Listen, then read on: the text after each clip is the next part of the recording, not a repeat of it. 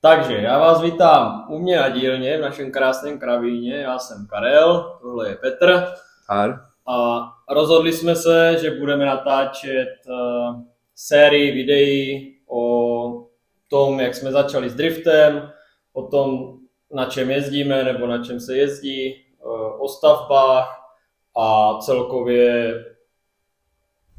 No hlavně toto bude série o tom, že tady z toho kupéčka půjde motor ven, z toho motoru půjde kompresor ven a místo kompresoru bude turbo. Takže série kompresor out, turbo in. Budou koně, baby. To bude těch nepovedených záběrů. Takže teď si řekneme, jak jsme se dostali vůbec k driftu, nebo celkově k bavorákům. A o tom nám řekne Peťa. Tak jo, tak já začnu. Za mnou je moje kupéčko. Za chvilku už nebude moje, je na prodej. Ale jak jsem se dostal k driftům? K driftům jsem se dostal už před hodně dávnou dobou, kdy drifty ještě nebyly vůbec populární, nebo ne tak moc aspoň. Kolik let? 7 let, dejme tomu, že to je možná 8. Kdy jsem měl svého CVčka, který byl takový polosportovní a rozhodl jsem se, že koupím nějakého většího sportáka. A rozhodoval jsem se mezi 350 a 36. Vyhrála 36, hlavně v té době toto kupéčko stálo s 2.8 70 000. Zadarmo. A v autě byly vejdry. Vejdry jsem prodal za 35. Takže hodně to byl levný drifťák. Hlavně řekni, co ti říkal ten, který ti to prodával. Jo, říkal mě, ať to neskurvím. A hlavně ať s tím nedriftuju. To už jako chvilku to vydrželo, že jsem to nějak nebasklil. Začal jsem na sněhu jezdit, že to je nejlehčí, nejpomalejší před supermarketama na parkovišti. A postupně jsem zkoušel víc a víc, potom jako na mokru. Zjistil jsem, že to úplně moc nejde. Tak jsem koupil samosvor, to fungovalo nějak. To se divím, že jsi koupil samosvor a rovnou to nezavařil. V té době to ještě nebylo tak, jak kdyby zpropagované ten drift, takže ještě... Nikdo nevěděl, že se zavařují diferáky. No minimálně v mém okolí to nikdo nevěděl, možná na Bazošu bys něco našel, ale každý jako prostě měl z toho strach, radil ti, ať od toho dáš ruky pryč. V té době stály samosvory 10 000, takže... Ale jako jo, ty peníze měly úplně jinou hodnotu než teď zase na druhou stranu. No dneska jako... samosvor zeženeš za kolik? Za 16? Za 16 malý, velký třeba za 20, jo, stojí to jednou tolik. To je pěkný. Ale je pravda, že v té době jsem vydělával polovinu co teď, takže ono to vyjde v podstatě úplně na stejno. Je pravda, že i teď se mě poštěstilo a já jsem sehnal docela dost levný samosvor. Jo, to byla velká halus. To bylo za 5 minut 12, jedeme, keď jsme jeli z Brna? Jeli jsme z Brna do Zlína, nebo de facto do Otrokovic, kde byli Peťa. A díváme se, nebo bavíme se tak o autě a co ty a ten samosvor? Říkám, ty žádnej na prodej není. Říkám, tak se podívej na Bazoš nebo něco. No a na Bazoši jsme viděli kousek vlastně od Otrokovic, prodával borec 345 samosvor za 13 nebo za 12, teď už nevím, myslím, že za 13. Myslím, že za 13 a ty jsi ho ukecal za 12. Já jsem ho ukecal za 12, ale s tím, že teda borec vstal z postele a v 11 večer nám šel prodávat na garáž samosvor, což bylo docela dost vtipný, ale odvezli jsme ho, vyzkoušeli jsme ho. Mám ho doma, zatím ho teda v autě nemám, ale... No a ty v podstatě stejně zjistil, že ten samosvor znáš, že to měl kámoš v autě. Dokonce v téhle garáži byl se mnou kamarád, který měl taky 36 a ten samosvor byl na tom autě, no. Takže i vím, že funguje ten samosvor, pokud ho už někdo teda nedoprasil. Takže se vrátil zpátky do téhle garáže, akorát do jiného auta. Přesně tak, no ještě v autě není. No, takže tak. Takže zpátky k mým asi začátkům, ne? Asi těm začátkům, no. No. Nějaký první závod. První závod První závod byl v Kopřivnici, která už se bohužel nejezdí. Ta byla dobrá. A tam jsem teda jezdil s tím samosvorem. Mně to přišlo jako v pohodě. Ostatní asi jezdili za vářky, nevím. Ale prostě to byla ještě v té době taková leštěnka, že mě to bylo škoda, tak já jsem ani betly nejezdil. Myslím, že jsem nejel ani kvalifikaci, jel jsem prostě jenom tréninky a skončily tréninky, do auta jsem naložil pneumatiky a jel jsem domů. Jo. Jako za začátku jsem to tak dělal, že kam jsme dojeli, tak jenom jsme se jeli... to projet, no, jenom se to projet a jít domů, no. No. Potrénovat a jet domů. Jako ze začátku mě to stačilo, závody jsem nechtěl jezdit, potom se jezdil v té době Libros, to bylo taky blízko relativně a v podstatě jsem to takhle, tam jsem už myslím zkusil i kvaldu a jsem třeba jezdil ty betly, ale v prvním jsem hnedka vypadl nebo tak. Ono, v té době jsem o tom nic nevěděl, takže jsem byl strašně pomalý, před každou zónou rukáv, abych se do ní pěkně dotáhl, vůbec jsem nechápal ty pravidla, jak to mám projet, jsem si říkal, že trefím všechny zóny, sice na rukávu a jel jsem strašně pomaličku. A já jsem kolem sebe za začátku ty lidi neměl, kteří by mě poradili, takže na všechno jsem si musel přijít sám. Tak v té době kdo jezdil, že? Nebo to nebylo tak profláklý, jak dneska, že? A potom to vlastně to jsme se ještě neznali. A jsme se neznali, no. Potom jsem se přestěhoval sem a to jsme se nějak poznali. Mimo jiné, Peťa vyměnil několik měst, jo, za bydlení, takže v pohodě. Procestoval tady republiku. Tak jako stěhujeme se každý druhý rok v průměru. Jo, ale taky no, že jo, no. No a ty se mnou začal jezdit na to CDSO, že? No. A myslím, poprvé se mnou byl na Sosnové. Ty jo, no, poprvé jsme byli na Sosnové, no. Poprvé jsme byli na Sosnové a tam jsme jezdili taky samosvor, si myslím ještě.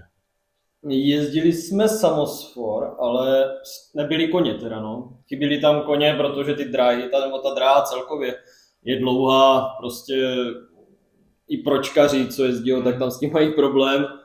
A my jsme tam měli kolik to mělo koní? To už tam byl Stroker. Stroker tam byl, no. A už to mělo 230 koní. A ta trať se jezdila obráceně, než jezdila pročkaři, takže to šlo zajet i s těma koňma. A v podstatě první jsme byli třetí, druhý byl Jirka Stach. Mm-hmm. On měl taky 3 litra M54, taky třeba 240-250 koní. A první tehdy byl Doubek a on měl taky 3 litra, takže první 3 místa byly 3 litry a ti ostatní jakože třeba měli 2 osmičky, zajeli to nějak. Někteří, většina jich to stejně nezajelo, protože ty koně tam fakt chyběly, že ten 3 litr na to byl prostě minimum. Hlavně kolik tam byla nástřelová rychlost. Na té opačné trati to nebylo moc. Vlastně tam to nebylo moc, protože... Tam byl největší problém ta rovinka, napojit tu rovinku. Kolem tribun, pak ten velký oblouk a pak zase ta rovinka, kde byly vlastně jenom, myslím, 1 nebo 2 přehozy. Tam byl jenom jeden. Jenom jeden. No, a to byl problém v té době. Jako hlavně ty koně tam nebyly, že? A ani zkušenosti na to koně. Ani ty zkušenosti a ani nebylo, kdo by poradil, když si na to člověk jako má přijít sám. A nikoho nezná, ani z té komunity, tak to strašně dlouho trvá. Tehdy ani Luke nejezdil pořádně. No. Tak jako... To jste se vlastně ještě ani... Předtím jste se ještě neznali na Sosnovu, už teda jo, to už jsme měli spolu. Ale on taky nejezdil v podstatě drifty, tak jako... jsme měli spolu tu garáž tady, ne? To už jsme měli, jo, taky si myslím. A tak já jsem měl hlavně, nebo takhle, já jsem tu garáž tady hlavně bral kvůli tomu, že jsem si chtěl dělat něco na autě, že? Jakože na svým jiným autě než 36. No a tak kluci tady začali blbnout, tak samozřejmě jsem musel taky. No a pak, až jsem měl 36, tak jsme se poznali s Peťou, ty 36 tady stály vedle sebe, možná někde najdu fotku ještě. Jako ty 36 jsou strašně podobné, akorát, že ty máš sedana, no. Já tam mám teďka ty nálepky a ty kraviny jako veškeré. Jo, ale jinak to vypadalo skoro stejně. Ale když tam ty nálepky nebyly, tak to vypadalo hodně podobně, no. Jakože si myslím, že někteří lidi si to aj pletli. No to jo, no. To jo. Hromada lidí za mnou chodila, ty jezdíš ty závody, říkám, ne, to jezdí kamoš. To. Já jsem se k tomu ještě nedopracoval, protože za prvé odvaha, za druhé peníze, za třetí to nechci rozbít, protože to je celkem pěkný, až nad nějaký kosmetiky. A taky se tam vystřídalo, no, 4 motory jsem tam vystřídal, byl to 2 litr, 2 osmička, pak to byla další 2 osmička, pak to byla vlastně 2 osmička na turbu, No a teď nevím, co tam bude. Tam bude zase 2.8 na chvíli a pak tam možná bude vidět vzadu to turbo s tím motorem, tak uvidíme.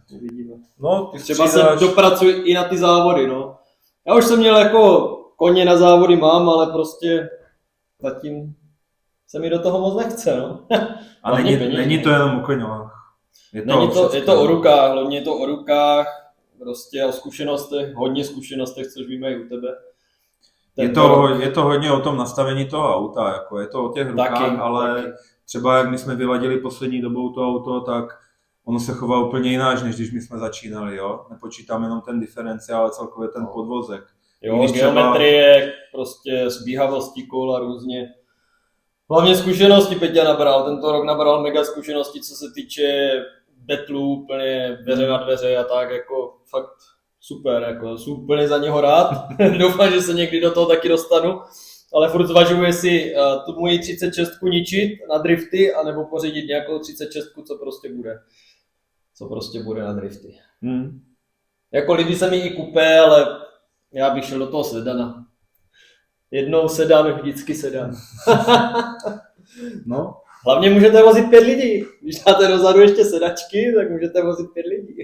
A když mluvíš o tom sedanu, tak vlastně kupečko půjde do světa a místo toho já budu mít taky sedana. No, budou sedanisti. Takže budeme oba mít sedany. Budeme mít sedánky. A tady teda půjde ten kompresor pryč, motor taky. Ten 3 litr dá se... Vymění se tam za 2,5.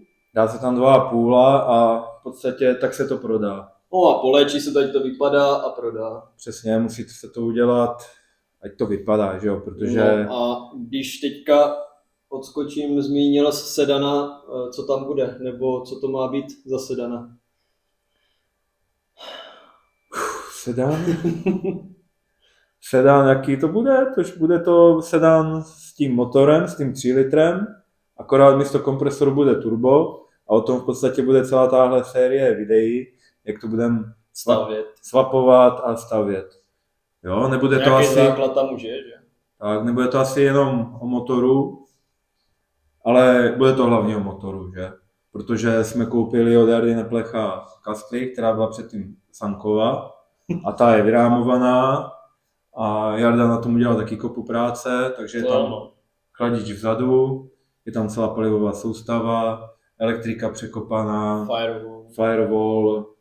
To je asi nejdůležitější. No a my tam uděláme nový bodykit, trošku atraktivnější doufám, jiné polepy, chceme, ať to auto je výraznější než toto. Toto jako, sice je takový náš styl, černé, nám se to líbí, ale lidi to moc nebere. Na těch závodech to prostě zanikne, no, tam není to tak atraktivní vzhledově si myslím, takže to chceme trošku udělat barevně atraktivnější, bude to z části furt černé, ale bude tam i hodně červené a nějaké obrázky tam asi nalepíme. A oranžová? Bude ještě nějaký kola oranžový nebo už ne? No, kola to je otázka, buď zůstanou oranžové, nebo ještě byla možnost bílé.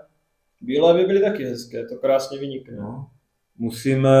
Napište nám do komentářů. Jak to udělat čučavé? Auto bude spolky červené, spolky černé, jakou barvu kol byste dali? Klidně i takovou, jakou jsme neřekli. Já bych šel do té bílé osobně. Já si myslím... Bílé kola jsem viděl, nebo jsem i měl na autě, na černém a vypadalo to úplně pecko.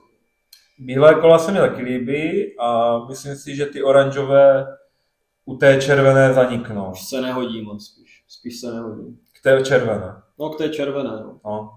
A zase dvoubarevné kola asi nechci. Každopádně ještě k tomu strokeru, tak stroker se postavil jako atmosféra, pak se postavil na kompresoru z Mercedesu, z Eaton M62, myslím to je. A teďka bude jezdit na turbu, takže jsme zvědaví, jak ten motor dlouho vydrží, hlavně na tom turbu. Ale jestli tlačíte 0,6 kompresorem nebo 0,6 turbem, si myslím, že je změna, ano, jsou tam větší rázy, ale nemyslím si, že by ten motor to neměl přežít. Jako pokud to nepřežije, tak už prostě je to tím, že byl načatý, si myslím já. Ale netlakuje, nevaří, jede krásně, hladce. Jakože naše teorie je taková, že do toho jsme boostili 0,7 baru Jenomže kompresor žere 20% výkonu, dejme tomu. Takže když budeme boostit turbem 0,7, zanecháme boost, tak bychom měli mít o 20 koní víc. S tím, že tam bude jiné sání, bude tam přístřih metanolu.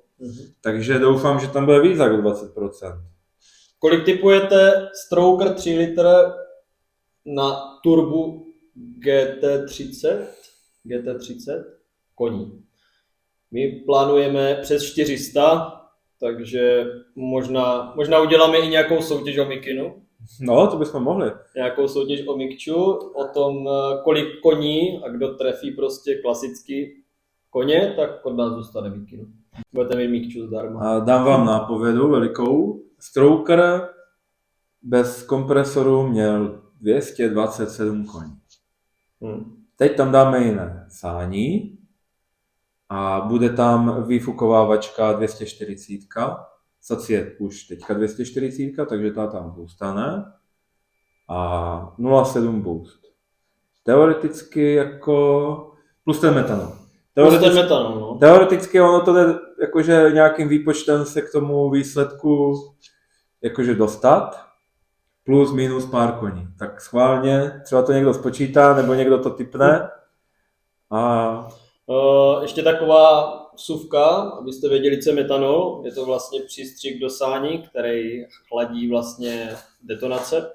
Tím pádem jde naladit víc koní, motor nedostává tolik zabrat a měl by i vydržet víc. Takže i na tom se odvíjí docela dost ty koně. Takže... A chladí vzduch, co jde do sání, takže ho tam může jít víc, je chladnější, díky tomu nejsou ty detonace a díky tomu bude víc koní. Pokud co? Ty koně tam budou. Je pravda, že minule jsme dojeli ke Kugaráž a smrdělo to tam tak, že tam snad ladí kravky místo koní, takže když tam nebudou koně, tak tam budou kravky. To máme na YouTube dokonce i video, jdeme ladit kravky, se mně zdá. Ladit kravky, ale nenaladili jsme tehda. Tenkrát jsme nenaladili, no, protože haprovalo vlastně palivo a měli jsme strach, aby to nezaklepalo při pustu. Přesně tak, no. My jsme ještě, teď je to jakože na hliníkovém sání ten kompresor, ale jelikož já si hraju rád s 3D tiskárnou, tak jsem si z karbonu vytiskl sání a mysleli jsme si, že to hapruje tím. Tak jsme na brzdě hodili zpátky hliníkové, ale nebylo to tím. No, hlavně mezi náma, jak jsme zkoušeli ten čistič, tak ne, že ten čistič to nasávalo dle mého, ale tím, že to bylo teplé a prostě foukala tam Sahara, tak se prostě rychle odpařil, ne, že by to nasáklo. Ale však my jsme hlavně potom zjistili, že i ty potlakové hadice byly jakési divné. Přeházené různě. No. Kostry a já nevím co, ale však to na volnoběh mělo nějak pod tlak 0,4 a potom, co jsme vyměnili ty hadice, tak to mělo 0,7 pod tlak. To je pravda. Takže to tam určitě dělalo paskvil. No, paskvilu tam bylo víc, ale hlavně to bylo, když jsme to dělali, to bylo vlastně v pátek. V pátek jsme přeházeli palivovou lištu, čerpadlo, všechno jsme prostě prošli, povyměňovali, hadičky pospřehazovali, mapy upravili. No a v sobotu jsme vlastně měli, v nedělu jsme měli jednat ten Libros, ne? A já jsem říkal, než aby ti to propadlo, tak to prostě budeme testovat, a buď to zaklepe, anebo to pojede. Odjeli jsme celý den, spokojení, jelo se dom, auto funguje doteď, takže... Asi to dělá ten bypass. Buď, anebo to dělá celkově ten kompresor možná. Protože ten kompresor se točí furt, to vlastně tam není originálně elektromagnetická kladka, ale je tam daná pevnou kladka, takže tam tlačíš kolik vlastně, nebo točíš kolik oproti originálu. To už originál, nevím kolik přesně točí, jestli 10-11 tisíc a my tady točíme 16, tuším. Fakt až tak. Tak se divím, že to ještě neuletěla ta hřídělka.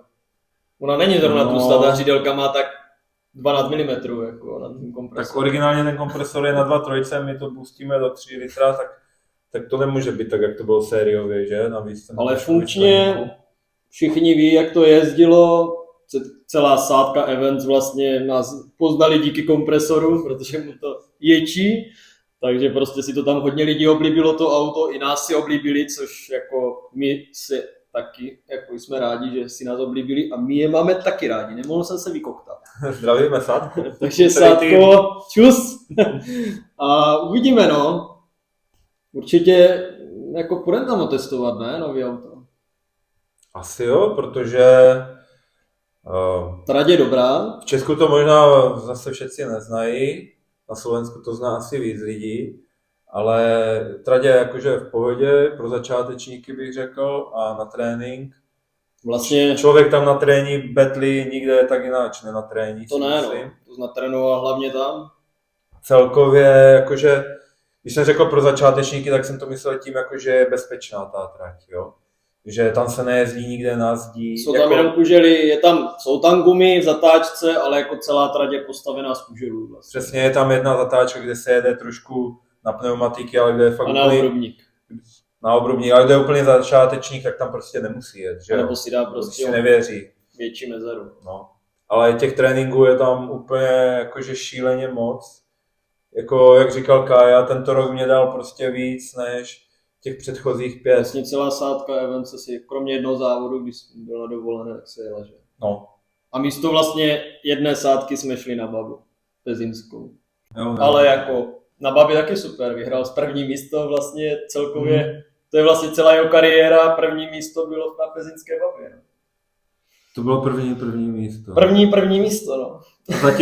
A zatím jediné, tak snad se to změní, ale jinak Sádka, jako co se týče organizace, za mě super. Jo, my tam jezdíme rádi, nám se tam líbí. Zázemí super, lidi super, je to rodina, prostě de facto, když řeknu firma, která prostě koupila plac a pořádá tam prostě driftařské závody, tréninky. Tréninku je tam strašně, kolik, myslím 10 tréninků za rok. Však právě proto já se tě tam snažím dostat, aby si to tam taky zkusil. Pro jo, mě, tak... jako za mě, určitě... jestli Kaja tam zajede na ten víkend, tak s tam dojede vyježděný. To jo, no. Prostě za ten víkend on dojede, bude o 2 levely výš. A úplně nejlíp nejet na závody, ale jet na tréninky, protože tam prostě se jezdí furt, no. Dojedeš, schladíš, jedeš znova, dojedeš, schladíš, jedeš znova. Přesně. No. Takže... Jo, já to zkusím, jako já na to myslím, koupil jsem mi dodávku kvůli tomu, že si koupím podval, nebo si od Petě půjčím podval, buď budu mít papíry, nebo bude řídit Peťa a prostě naložíme auto a jedem. Musím. My jsme to na začátku neřekli, ale ti, co nás znají, tak ví, ti, co ne, tak neví. Kaja je většinou můj jakože hlavní mechanik, a já jsem ten jezdec, pak jezdíme s bráchou a Verčou. Ale kdyby jel ty, tak bychom si prohodili role a já bych to odedřel. Jo. Krajová slzy. Já jsem zvědavý, jak budu ležet pod autem. Kombinézu a Peťo, už to udělej, já nevím jak.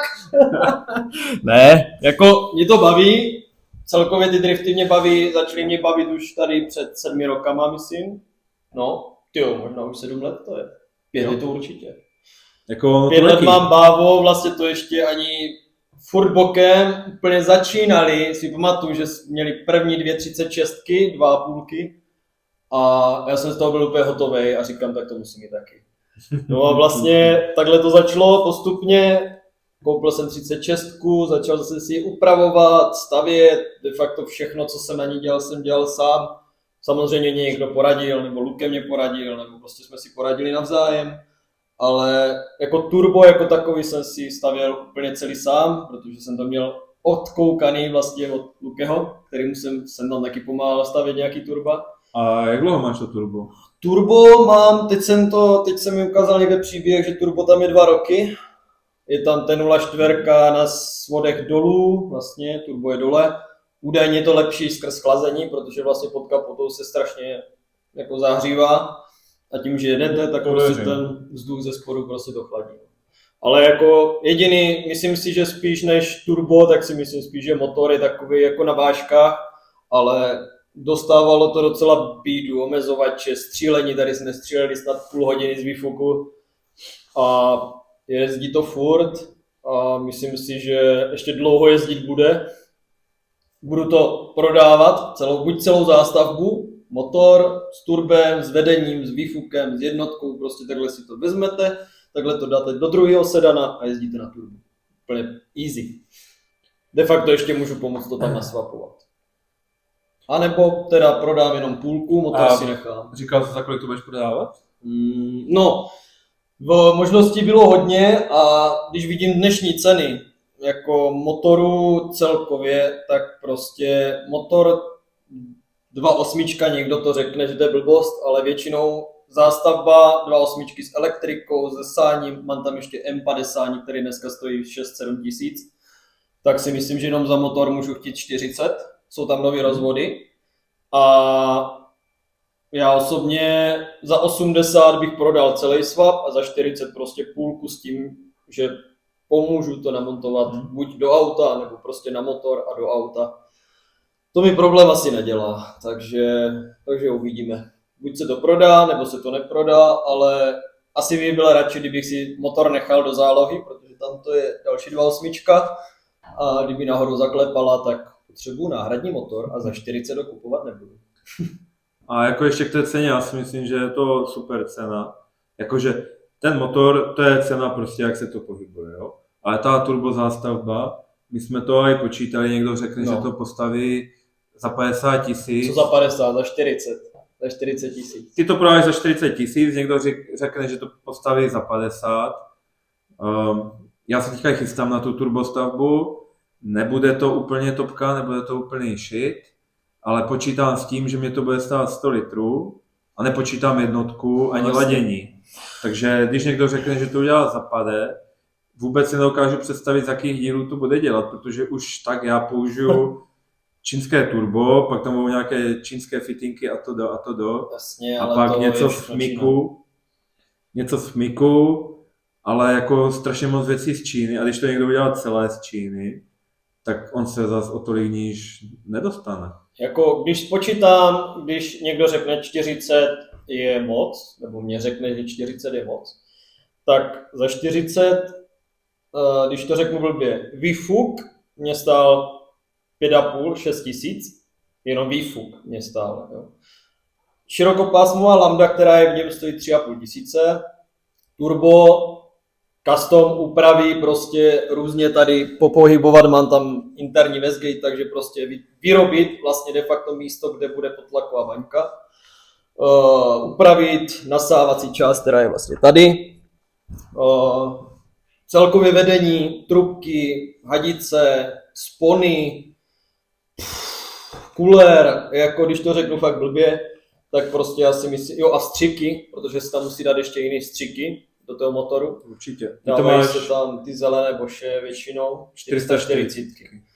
A jako jenom ty střiky stojí plus minus 5-6 tisíc, takže jako když to spočítám, tak na 4 věcech mám prostě 40 tisíc. No, a to není ten čas, který to musíte vyrábět, svařovat, uhlovat, řezat. Tyjo, kolik zmizlo řezných kotoučů.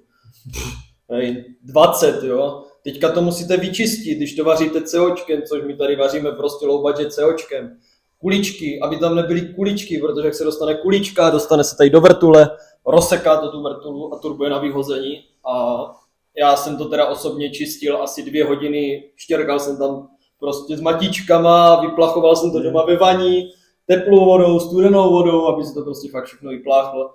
Tak když spočítáte tady ten čas, co za to dáte, tak prostě jenom ta výroba té custom věci na ten motor, tak to prostě máte, když bych to fakt spočítal jako hodinovou práci, tak prostě jsou na 70-80 tisíc. A to je ale druhá stránka věcí, že většinou, když někdo prodává tady ty zástavby, ty sety a nevím, a i ty auta, jako je toto, tak nikdo nepočítá ten čas. Všetci počítají jenom každá věc prostě něco stojí. Všetci počítají jenom ten materiál a stejně většinou to pak prodávají ještě za míň, než je ten materiál. No jasně. A hlavně oni řeknou, však ten materiál na tom ani není. Jo, tak dobře, já vám to tady nasypu do krabice, veškeré věci. Když řeknu jenom silem bloky na celé auto ve Stromflexu, tady nasypu do krabice, tak si je tam vyměňte. Za jak dlouho to uděláte? Uděláte to za 3-4 minuty? Neuděláte, budete to dělat 3-4 dny. Protože ty silem bloky někteří nedou vytáhnout, musí se vypálit, odvrtat, vyřezat. Prostě je tam fakt strašně moc práce a nikdo to nevidí. Nikdo tohle nevidí a řekne, no ale to ti nikdo nezaplatí. No tak ať si to udělá sám. jako mě to jedno. Že jo? Já mu buď dám hotovou věc, která vím, že funguje, byla v autě, namontuje a jezdí, anebo prostě ať si to udělá. To je jeho věc. A to je vlastně důvod toho, proč jsem si koupil už udělanou kastli od Jardy. Vyvařenou jakože s rámem, protože ten rám by tě stal kolik do toho. Plus minus. Jako říká se, že tak 35 a víc, záleží kdo jakou chce kvalitu. Příloha je a musí to ještě odpovídat. Záleží, kdo to dělá, někdo si za to řekne klidně i 80, jo. No. Ale zase k tomu bude štempel, tady k tomu nebude, jo. Ale v podstatě my jsme chtěli dělat všechno to, co tam je. A když jsem se bavil s Jardou, co on na tom autě udělal a tak jsem si říkal, že to je přesně, co chceme dělat my. Tak už jenom z toho hlediska, že ušetřím kopu času, materiálu a všeho. Přesně, jakože levnějc bych to určitě neudělal, to si nemyslím. A ten čas prostě je k nezaplacení. Takže já jsem koupil už hotové auto, jenom se tam přeskládá to lepší, co mám. A zastaví se tam turbo, udělají se tam nějaké úpravy. Jasně. Ale ten základ prostě je hotový. To nejdůležitější tam je udělané. No, takže celkově nějaký konec tohohle videa nám řekne Peťa. Tak jo, tak pokud nás budete sledovat, tak se můžete těšit na turbostavbu, skládání nového závodáka, přeskládání auta od Jardy a uvidíme, s čím nás ta kastle, to Jardovo auto překvapí, co tam budeme řešit. Doufám, že nic, ale vím, že je to nereálné, takže bude to sranda. Takže těšíme se na vás v příštím díle, kdy budeme sundávat kompresor, něco vám o něm řekneme ještě, jak to funguje, a motor ven a motor dovnitř 2,5. Tak se mějte. Čau. Zatím čau.